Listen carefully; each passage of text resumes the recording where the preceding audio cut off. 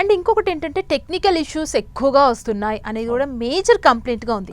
అసలు ఎలాంటి technical issues వస్తున్నాయి, అవి వచ్చిన టైంలో మీరు ఇచ్చే సలహాలు అంటే టెక్నికల్ ఇష్యూస్ అంటే మేడం, ప్రధానంగా టెక్నికల్ ఇష్యూస్ ఎక్కడ వస్తున్నాయి అని అంటే, ఇప్పుడు ఆధార్ దగ్గర ఎక్కువగా ఇబ్బంది పడతా ఉన్నారు మనలో, ఆధార్ నెంబర్స్ దగ్గర కానీ. ఇంకా టెక్నికల్ ఇష్యూస్ అని అంటే నేను ఏ జిల్లా వ్యక్తిని అనేది తెలుసుకోవడంలో ఇబ్బంది ఉంది. ఫర్ ఎగ్జాంపుల్ కొంతమంది ఆంధ్రప్రదేశ్, ఉమ్మడి ఆంధ్రప్రదేశ్ ఉన్నప్పుడు అతను ఎక్కడో హైదరాబాద్లో చదువుకొని ఉంటాడు, తను ఏపీఏ కానీ చదువుకుంది హైదరాబాద్లో చదువుకొని ఉంటాడు, ఇప్పుడు నేను ఎక్కడ అప్లై చేయాలి, ఇలాంటి టెక్నికల్ ఇష్యూస్ వస్తాయి. సో సింపుల్ అమ్మ, ఎవరైతే 10వ తరగతి లోపు 7 సంవత్సరాల పాటు ఎక్కడ చదివారో అదే వారి జిల్లా. నువ్వు పుట్టింది శ్రీకాకుళం అయినా నువ్వు హైదరాబాదులో చదివింటే నీది హైదరాబాద్ అవుతుంది, నీది శ్రీకాకుళం అయినా నువ్వు తూర్పుగోదావరిలో చదివింటే నీది తూర్పుగోదావరి జిల్లా అవుతుంది. సో 7 సంవత్సరాలు, ఇది గుర్తుపెట్టుకోండి, ఎస్పెషల్లీ 10వ తరగతి లోపు 7 years ఎక్కడ చదివితే మేజర్ ఎడ్యుకేషన్ అదే మన జిల్లా అవుతుంది. సో ఇలాంటి టెక్నికల్ ఇష్యూస్ ఉన్నాయి.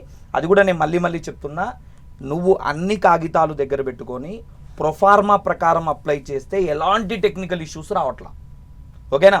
ఇంకొకటి, అప్లికేషన్ చేసేదానికన్నా ముందు నీకు ఇచ్చినటువంటి నోటిఫికేషన్ని ప్రింట్అవుట్ తీయండి. ప్రింట్అవుట్ తీసి క్వాలిఫికేషన్స్ ఏమి ఇచ్చిన్నాడు, ఎగ్జామ్ ప్యాటర్న్ ఏమి ఇచ్చున్నాడు, అవన్నీ చదువుకోండి.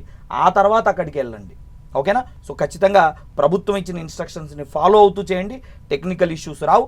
ఒకవేళ టెక్నికల్ ఇష్యూస్ ఇచ్చినా టోల్ ఫ్రీ నెంబర్ ఇచ్చున్నారు, ఆ టోల్ ఫ్రీ నెంబర్ కాల్ చేయండి. రిలవెంట్ టోల్ ఫ్రీ నెంబర్ ద్వారా మీరు ఆ ప్రాబ్లమ్స్ని సార్ట్అవుట్ చేసుకోవచ్చు.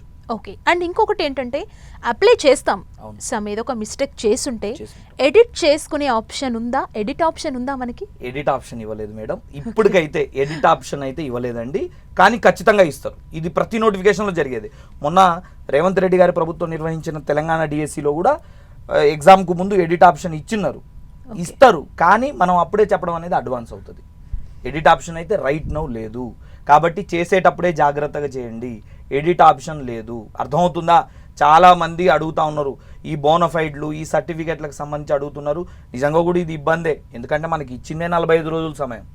ఈ 45 రోజుల్లో స్కూళ్ళు ఉండవు, ఇప్పుడు ఎండాకాలం సెలవులు, వాడు ఇప్పుడు బోనఫైడ్ తెచ్చుకోవాలి, స్కూళ్ళ చుట్టూ పోవాలి, ఖచ్చితంగా ప్రాబ్లమ్స్ ఉంటాయి, కాదన్ను.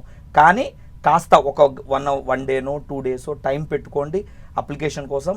మ్యాక్సిమం తప్పులు తగ్గించుకునే అవకాశం చూడండి, తప్పులు చేయకుండానే చూడండి. ఒకవేళ తప్పులు బాగా జరిగినాయి అని అంటే మనం చేసేది ఏం లేదు, ఎడిట్ ఆప్షన్ ఇచ్చేంత వరకు వెయిట్ చేయాల్సిందే. But right now there is no edit option. Okay. అంటే ఇప్పుడు నేను తెలంగాణకు చెందిన అమ్మాయిని, నేను ఒక తెలంగాణలోనే అప్లై చేసుకోవచ్చా? నేను ఎన్ని జిల్లాల్లో అప్లై చేసుకునే ఆప్షన్ ఉంటుంది? అంటే ఒకటి మేడం, ఇక్కడ మనం గమనించాల్సింది ఏంటంటే, నేను శ్రీకాకుళం జిల్లాలో చదివా, నేను శ్రీకాకుళంలోనే అప్లై చేయాలి. నేను కర్నూలులో చదివా, కర్నూలులోనే అప్లై చేయాలి. సేమ్ స్టేట్ అయితే ప్రాబ్లం రాదు. ప్రాబ్లం ఎక్కడ వస్తుంది అంటే, తెలంగాణలో చదివి ఏపీలో అప్లై చేయాలన్నప్పుడు ప్రాబ్లం వస్తుంది. ఆ క్వశ్చన్ అదే కదా. అయితే దానికి